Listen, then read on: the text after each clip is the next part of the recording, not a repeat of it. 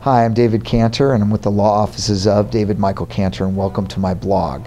Today's topic is going to be what to do if you're stopped for a DUI. Now, a lot of people ask me, what do you do if you're stopped for a DUI? Well, I give the same advice to everybody. If an officer stops you and says, "Sir, have you been drinking?"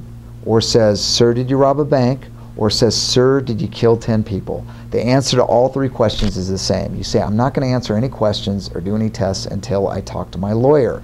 Now, why is it important to say the word lawyer? You have to be unequivocal. I want my lawyer. I want to talk to my lawyer. The reason is the officer is not allowed to mention at trial that you invoked your right to counsel, because that would be an improper comment on the right to counsel. So the officer is left with this testimony. I saw Mr. Smith make a wide right turn. I activated my lights and he pulled over. I made contact with him and he smelled of alcohol and had watery, bloodshot eyes. I then arrested him, handcuffed him, and took him to the station. Then I gave him a breath test, and then I released him to a cab.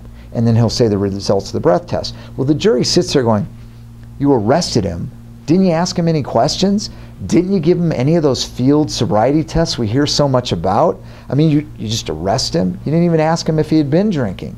Well, they're going to have all these questions, and the officer's hamstrung. He's not allowed to comment on it, and so is the prosecutor. So all they're left with for evidence is the guy made a wide right turn, had watery and bloodshot eyes, odor of alcohol, and then he gave a breath test or a blood test, and it was pretty close to the legal limit. And naturally, we attack the reading because there's so many flaws with blood and breath, and we would attack that. And that's I have other topics regarding blood and breath attacks on my blog and on my website. But basically, they're going to be left with very little information, and that is the key. The state always has the burden of proof. The defendant never has to prove himself innocent.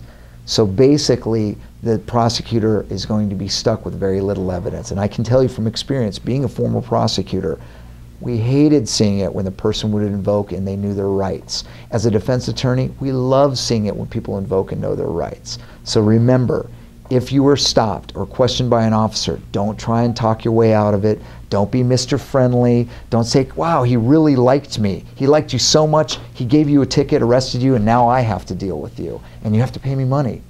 That's not good.